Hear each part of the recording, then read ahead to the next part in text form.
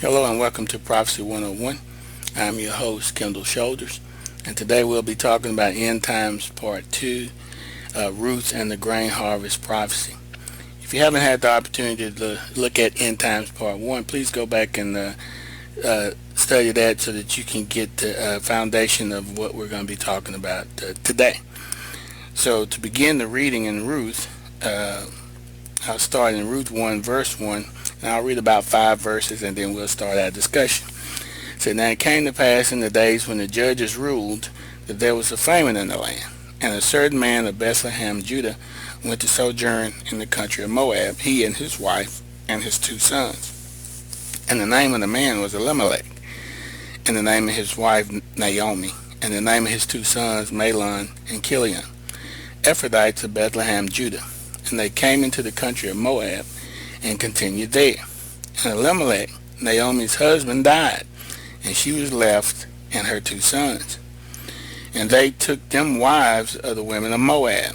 The name of the one was Orpah, and the name of the other Ruth. And they dwelled there about 10 years. And Mahlon and Chilion died also, both of them. And the woman was left of her 2 sons and her husband." Now, as you read this story at the beginning of the book of Ruth, it's obvious that Naomi has been struck with tragedy. She leaves home with her husband and her 2 sons, and ends up, he dies, and then both her sons die. And now she ends up with 2 daughter-in-laws, one named Orpah and one named Ruth. And so the one named Ruth, of course, we're going to pay special attention to her because the book of Ruth is dedicated to her. Now, this is very significant because it's dedicated to someone who is not an Israelite. You would think that, since this is basically a Hebrew book, that this particular book would be more about Naomi. But this particular book of 4 chapters is dedicated to Ruth. Ruth is a Gentile. She's considered a stranger. Matter of fact, she's a Moabite woman. And the Moabite people, when you go back and study the origin of the people, they came out of a group of people with an incestuous background. Well, what do I mean? Well, when the Most High was getting ready to deliver Lot and his 2 daughters out of Sodom and Gomorrah, and he sent the angels to bring them out, once he brought them out into a safe place, Lot's daughters didn't believe that they were going to be able to have children. And so they got their father drunk on 2 separate occasions, and they impregnated themselves. And he didn't really know what was going on because he was so drunk. But they impregnated themselves, and out of that relationship came 2 nations, the Moabite nation and the Ammonite nation. Now, because Ruth and Orpah lost their husbands, they lost their connection basically to Israel and to Israel's God. And so Naomi recommended, their mother-in-law recommended, that they go back to the gods that they came from and to the people that they came from. And she ended up convincing Orpah, and Orpah decided to go back to where she came from. But Ruth refused to do it. Ruth was really dedicated to Naomi, but more so she was dedicated to Naomi's God, and she had a connection there that she didn't want to give up, and so she was willing to do whatever it took to hang on to Israel's God. So when you go down to Ruth 1st chapter 16th verse, it says, "And Ruth said, Entreat me not to leave thee, or to return from following after thee. For whither thou goest, I will go, and where thou lodgest, I will lodge. Thy people shall be my people, and thy God my God. Where thou diest, will I die, and there will I be buried. The Lord do so to me, and more also, if aught but death part thee and me. And when she saw that she was steadfastly minded to go with her, then she left speaking unto her. So they 2 went until they came to Bethlehem. And it came to pass when they were come to Bethlehem that all the city was moved about them. And they said, Is this Naomi? And she said unto them, Call me not Naomi, call me Mara, for the Almighty has dealt very bitterly with me. I went out full, and the Lord brought me back home again empty. Why then call me Naomi, seeing the Lord has testified against me, and the Almighty has afflicted me? So Naomi returned, and Ruth the Moabitess, her daughter-in-law, with her, which returned out of the country of Moab. And they came to Bethlehem in the beginning of the barley harvest. So we have to begin to understand the beginning of the barley harvest. Because when we begin to talk about Ruth, here she is, like I said, she's a Gentile, and she's clinging on to Israel's God, and she's clinging on to Naomi, and she's about to have an encounter that's going to change the rest of her life. And all of this is happening during the harvest season of the barley and the wheat. Now remember, in the last lesson we came to the conclusion that the grain harvest pointed to a majority Gentile harvest. So now here we have Ruth, a Gentile and a stranger, about to take advantage of a system that Israel God had put into place for people just like her.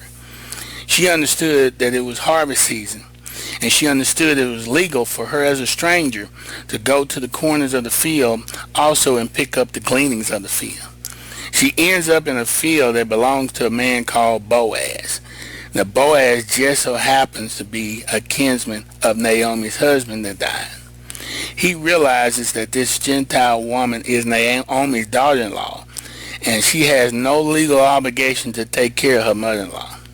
He also notices that she is in the field all day working in order to provide for herself and her mother-in-law. So we'll pick up in Ruth chapter 2 now, and we'll go down to, let's say, verse 5. And this is when Boaz notices that Ruth is in the field. And then said Boaz unto his servant that was set over the reapers, Whose damsel is this? And the servant that was set over the reapers answered and said, It is the Moabitish damsel that came back with Naomi out of the country of Moab. And she said, I pray you, let me glean and gather after the reapers among the sheaves. So she came and hath continued even from the morning until now, that she tarried a little in the house. Now, this particular scripture is saying a lot about Ruth's character, because when you're out gleaning in the field, that means you've got to wait until they drop something, and when they drop something, then you have the opportunity to pick it up, because the law says if you drop something, you can't go back and pick it back up. You got to leave the gleanings of the field for the poor and for the strangers. And so she's out there, and if you are a good harvester, you're not going to allow too much stuff to hit the ground. And so if you're trying to glean from the field, I mean, it's a chore, because you got to stay out there all day to try to get enough food to sustain yourself. And so she had been out there all day with little rest. So in verse 8 it said, Then said Boaz unto Ruth, Hearest thou not, my daughter? Go not to glean in another field, neither go from hence, but abide here fast by my maidens. Let thine eyes be on the field that they do reap, and go thou after them. Have I not charged the young men that they shall not touch thee? And when thou art athirst, go into the vessels and drink of that which the young men have drawn. Then she fell on her face and bowed herself to the ground and said unto him, Why have I found grace in thine eyes, that thou should take knowledge of me, seeing I am a stranger? And Boaz answered and said to her, It has fully been shown me all that thou hast done unto thy mother-in-law since the death of thine husband, and how thou hast left thy father and thy mother, and the land of thy nativity, and art come unto a people which thou knewest not heretofore. The Lord recompense thy work, and a full reward be given thee of the Lord God of Israel. Under those wings thou art come to trust. Then she said, Let me find favor in thy sight, my Lord, for thou hast comforted me, and for thou hast spoken kindly unto thine handmaid, that I be not like unto one of thine handmaidens. And Boaz said unto her, At mealtime come thou hither, and eat of the bread, and dip thy morsel in the vinegar. And she sat beside the reapers, and reached her parched corn, and she did eat, and was sufficed, and left. And when she was risen to glean, Boaz commanded his young men, saying, Let her glean even among the sheaves, and reproach her not. And let fall also some of the handfuls of purpose for her, and leave them that she may glean them, and rebuke her not. And so now she finds favor with Boaz. And so he understands that she would be out there all day working hard trying to glean just a little bit of food. And so he commands the reapers to drop on purpose, handfuls on purpose for her to be able to glean. And he said, even do it among the sheaves.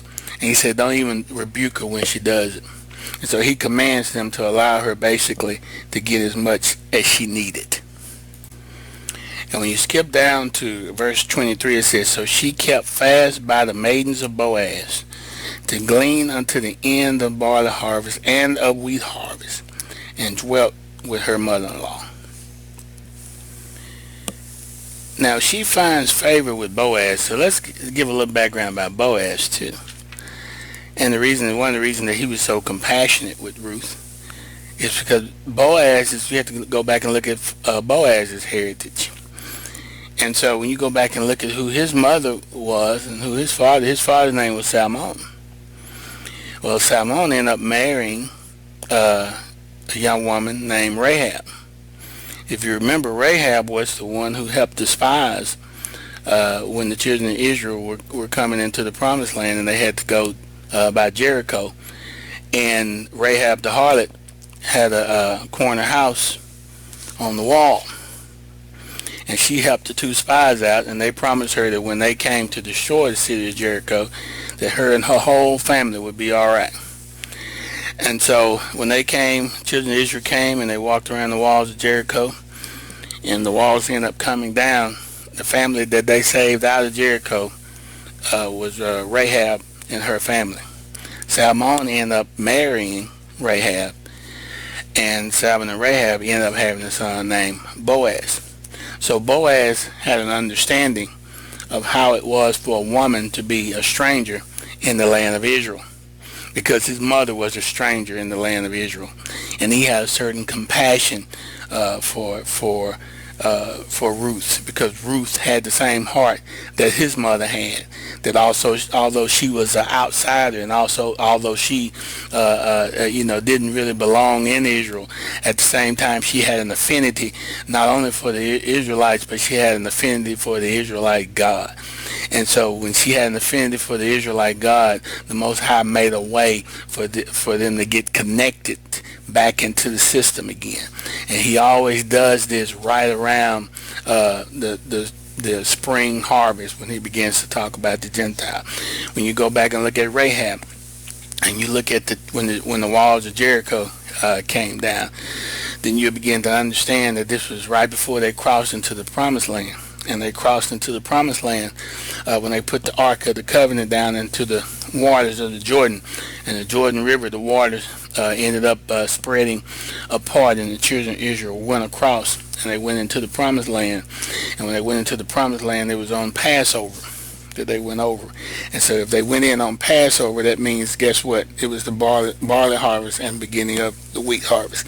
And so every time you see the strangers being brought in Scripture, whether it's Rahab or whether it's Ruth, it always ends up being around this particular harvest. And so you see this picture over and over and over and over again.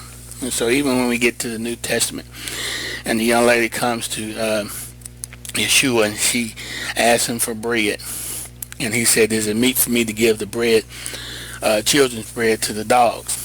And she said, I understand, but even the dogs can eat the crumbs that fall from the master's table. And so she was reminding him that she could glean.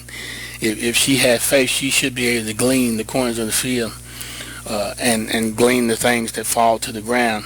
And so he understood by law that he had to oblige her, and he was able to heal her daughter because of the droppings or the gleanings of the field. And so Naomi recognizes that Boaz has an affinity for Ruth. But she also understands, because he's an Israelite, that there's a certain way that he has to be approached. And so Naomi begins to teach Ruth how to approach Boaz. And so she tells her in chapter 3, she said, listen, wash thyself therefore, and anoint thee, and put thy raiment up on thee, and get thee down to the floor, but make not thyself known unto the man until he shall have done eating and drinking. And it shall be when he lieth down that thou mark the place where he lieth, and thou go in, uncover his feet, and lay down, and he will tell thee what thou shalt do. So she was giving her, based upon the customs of the people, what she should do to gain his favor in marriage. And so she had to wash herself and anoint herself and put the raiment on her, and she had to get down to the floor. In other words, she had to humble herself, and then she had to cover herself with his skirt. And so the skirt, when you get it prophetically, it represents the righteousness. She had to cover herself with his righteousness because she had none of her own, because she was a stranger, and she covered herself with his skirt. And when he awoke, he recognized her, and he made provisions to marry her in the end. And so he brought her in during the winnowing time, during the threshing time, during the finishing up of the wheat and the barley harvest. And so every time that we go in Scripture and we begin to talk about the wheat harvest and the barley harvest, then we have to understand that this is a harvest that's associated largely with the Gentiles. Okay, so now that we can see, just based upon the clues here, that the barley and wheat harvest point to mainly a Gentile harvest, then let's look at this a little bit deeper. Let's go a little bit deeper. And so we're going to go back to chapter 1, and we're going to look at the names of the and what they mean. And then we're going to go just a little bit deeper into this so we can understand what the Most High is really saying on even another level. So when we look at the name, we'll start out with Elimelech. Elimelech name means my God is king. Naomi means my delight. Her son Mahlon means sick. And Kilion's name means destruction, annihilation, completion. Orpah names mean fleeing foe, the root word of her name, and Ruth's name means friendship. And so when we begin to look at these things, then we can take this to an even deeper level, because we begin to understand that there's more here than meets the eye. Because he doesn't use names haphazardly. He uses names to draw a specific picture so we can understand prophetically that he's going somewhere with this thing. So when we begin to see that he's drawing a picture, he's showing us future events. I mean, he's showing us prophecy. He is beginning to describe in the names the events that have and will happen to Israel even until the end of the grain harvest. So this is important. So prophetically speaking, Elimelech, Naomi, and her two sons represent the whole house of Israel in prophecy. They are Ephraites from Bethlehem, Judah. So Ephraites are being represented by Ephraim. Ephraim represents the northern kingdom. And then Bethlehem, Judah, which is talking about the kingdom of Judah, and Judah represents the southern kingdom. So not only do they represent the whole house, but altogether they represent the whole house of Israel that at some point was in right relationship with the Most High. Well, how do we know? Well, Elimelech, being the head of the house, represents that things are in right order. That by definition of his name, my God is king, his job was to make sure that Yah, or God, was always king of that family. So prophetically pointing to the fact that Israel was always supposed to keep the Most High as king. And then a famine came. A famine prophetically represents that somehow the family fell into some type of disobedience. And so that also meant that the head of the family was somehow going astray. And since this family represents the whole house of Israel, it's telling us it represents that the leadership of Israel would begin to fall into disobedience as well. And so Amos tells us that, behold, the days come, says the Lord God, that I will send a famine in the land, not a famine of bread, nor a thirst for water, but of hearing the word of the Lord, according to the prophet Amos. And then after falling into disobedience, Elimelech dies. My God is king dies. The family order dies. The day that he died, it became obvious by the meaning of his name that Elimelech's God was no longer king. So can you imagine that? I mean, they left Bethlehem, which was by definition the house of bread. And it was prophesied that Messiah would be born. The place where Yeshua refers to himself as the bread that came down from heaven was born in the house of bread. So this place by name is supposed to represent prosperity. And so then Elimelech dies. The leader dies. The appointed connection to the Most High dies. And so Elimelech represents the overall relationship that at some future point Israel would lose with the Most High, because my God as king comes to an end. And so once this connection was lost by their leader, Elimelech, it was just a matter of time before the whole family was affected. So his two sons started to take on the characteristics of the Gentiles, and then they married the Moabite women. And not only did Elimelech die, but his two sons, Mahlon and Chilion, died as well. So Mahlon, whose name means sick, signifies that after his father's covering was removed, he became sick and died. And following Mahlon's death, Chilion, whose name means destruction or annihilation, soon followed. So these two sons prophetically represent the two houses of Israel. They represent what was prophesied to happen after King Solomon, the leader, just like Elimelech. The leader of both houses fell into sin and then died. And so after his death, the kingdom was split into two houses, the northern kingdom of Israel, and often referred to as Ephraim, and the southern kingdom of Judah. And so when we go to read in 1 Kings 11, at verse 11, it said, wherefore the Lord said unto Solomon, for as much as this is done of thee, and thou hast not kept my covenant and my statutes, which I have commanded thee, I will surely rend the kingdom from thee, and will give it to thy servant. And in verse 31, he said to Jeroboam, take 10 pieces, for thus saith the Lord, the God of Israel, behold, I will rend the kingdom out of the hand of Solomon, and will give 10 tribes to thee.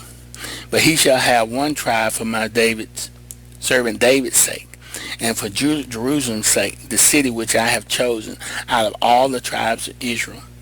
And just as the names of Mahlon and Chilion's names suggest, the northern kingdom died of its sickness when the Assyrians took them captive, and the southern kingdom destruction began with the Babylonian captivity, and ultimately its death and annihilation by the Roman kingdom in the year AD 70.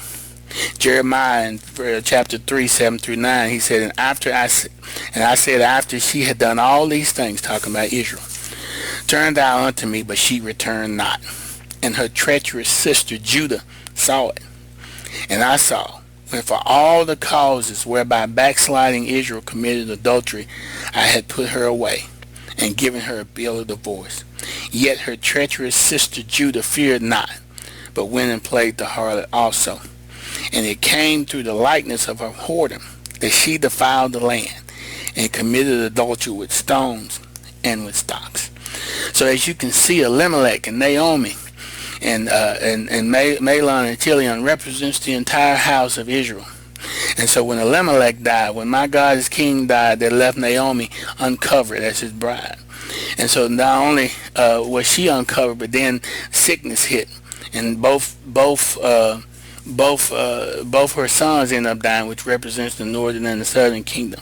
And then they ended up marrying 2 Moabite women. They married outside of the nation of Israel. And so when we began to see these type things, we had to understand that through prophecy, the Most High is drawing out this picture so that we can understand what his plan is. And so he brings in two different women. He brings in Orpah and he brings in Naomi. And so Orpah's name means fleeing foe. That means, and her name means apostasy. So that means she was never going to stick with Israel. She was never going to be committed to Israel, because the scriptures say, I'm going to bless thee that blessed you, and I'm going to curse them that curse you. And so as a picture of who she really was, she was apostasy, because she could never stick to Israel. But Naomi, on the other hand, her name means friendship. Her name means friendship, but she was a Gentile, but she was on the blessing side, and she loved Israel, and she had an affinity toward Israel. She had an affinity toward Israel's God, and so she was on the blessing side, and so she was able to take advantage of the favor that Boaz, who is a picture or a shadow, a type of Christ. He's a picture of Christ, and he was able to bring her into the fold, because he became her what you call a kinsman redeemer. She was outside the fold, but because he was a kinsman redeemer, he was able to bring her into the fold, and he showed her favor even as a Gentile. And this is a picture of what Yeshua did when we messed up as a nation, and when we fell off, and when he had gathered the elect of Israel, the remnant that would be gathered, and the rest of us refused him. He found him a Ruth outside of the nation, and he began to bring Gentiles into favor. And he warns us, though. He said, but this time is limited. The time of the Gentiles is limited, and there's going to be a time when the time of the Gentiles end, and I'm going to turn my favor back to Israel again. And so we have to understand that all of these things are pictures. All of these things are shadows of the plan of the Most High. But he doesn't want us as a nation to get too discouraged, because he's letting us know that he has a plan for us. And he tells us in Zechariah 2, in the 2nd chapter, in the 11th verse, he said, and many nations shall be joined to the Lord in that day. And he said, so don't worry about that. You're going to see others come in. He said, and shall be my people. And I will dwell in the midst of thee, and thou shalt know that the Lord of hosts has sent me unto thee. And the Lord shall inherit Judah in his portion in the Holy Land, and shall choose Jerusalem again. And so he has not cast us to the side that we are not redeemable. This was a temporary thing because we rejected the covenant of the Most High. In Isaiah 65, he tells us again, he said, I sought of them that asked not for me, talking about the Gentiles. I am found of them that sought me not. I said, behold me unto a nation that was not called by my name. He said, I have spread out my hand all day unto a rebellious people, which walketh in a way that was not good after their own thoughts.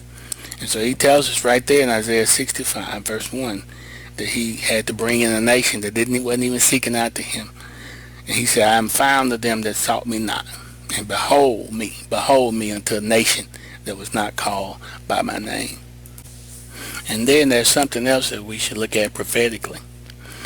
So Ruth ends up marrying Boaz. It's a picture of the Gentiles going into the marriage ceremony with Yeshua.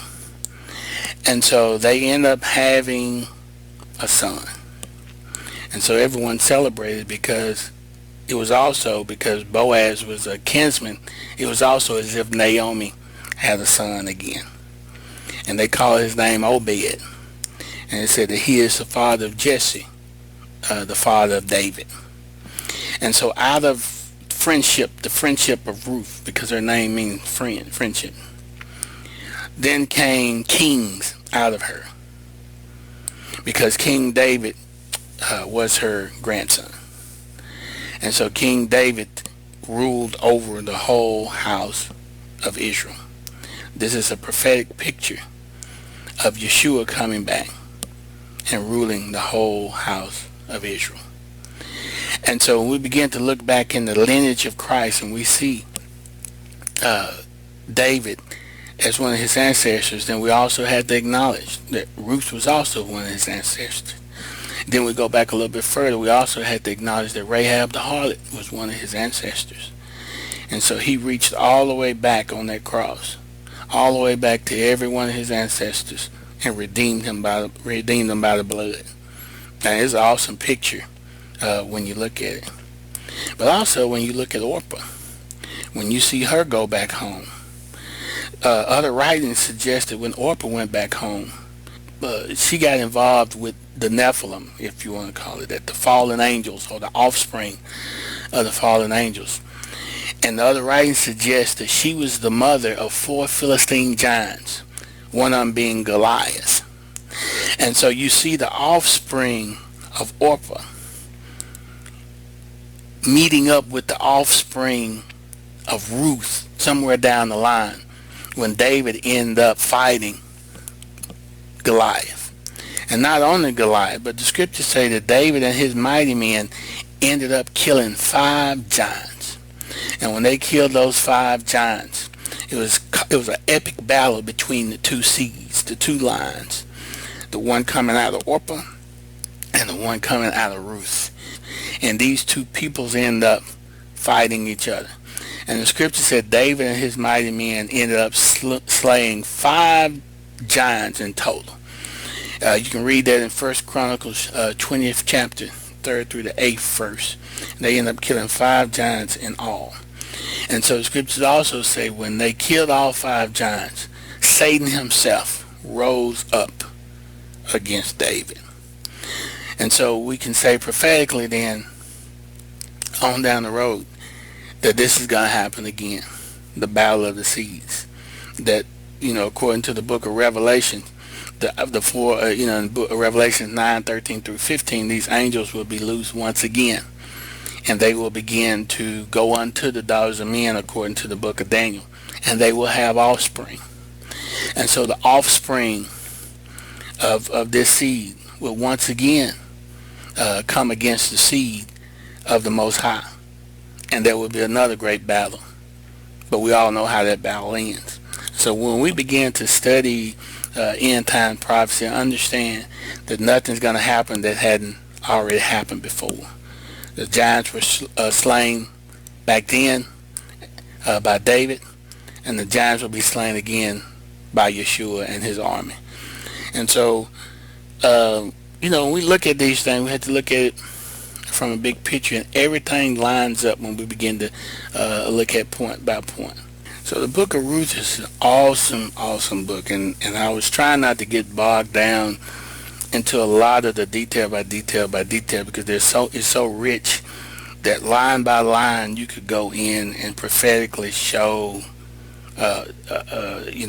what he's projecting out for the future. You could show how he's pointing to Yeshua, how he's pointing to Israel. You could show how he's pointing to the Gentiles. You can show all those things in the book of Ruth. And so you could break it down and keep breaking it down. But I was doing it, but it just became too complex, and so I didn't want to get us bogged down into those things. But I wanted you still to be able to see the picture and the shadow that's being drawn out. So if you want to get more into that, that you can do that. But it's there. The picture is there. The shadows are there. And so as you begin to study, understand, do your word studies, do your word searches, and when you begin to look up the wheat and the barley and all those things, and the oil and the wine, they're going to point to certain harvests. They're going to point to certain times. And so then you can begin to plug in the pieces to the timeline. If you understand the harvest timeline in general, and you begin to study all of the prophets and they begin to talk about these things, then you can start plugging in when things are going to happen, in what sequence they're going to happen, and everything will become more clear as you go along. So study the harvest, continue to study the harvest. Go back and listen to the first one again. It's not going to hurt. And if you haven't listened to it, definitely go back and listen to it again. Then come back and listen to this lesson, and then you'll begin to understand more on the order of how the harvest is going to work. Now, if y'all willing, I'll come back on the next lesson, and I'm going to go into some other books, particularly 2nd Baruch, 2nd Ezra, to show that the same timeline applies in those books as it do in the other books of the King James Version. So they don't They line up perfectly with each other. They don't deny each other. They don't cross each other out. It's a beautiful thing. So I'll show you how that works if y'all willing in the next lesson. But anyway, I'm gonna go ahead and end this particular lesson. But if you have any questions, let me know. And at some point, one of these lessons, I'm going to address a lot of the questions that are being asked. So, but anyway, make sure you have, if you have any questions, to go ahead and ask. I can't answer all of them quickly all the time, but I will get around to them if the Most High allows me to. So be blessed in the Most High. Shalom.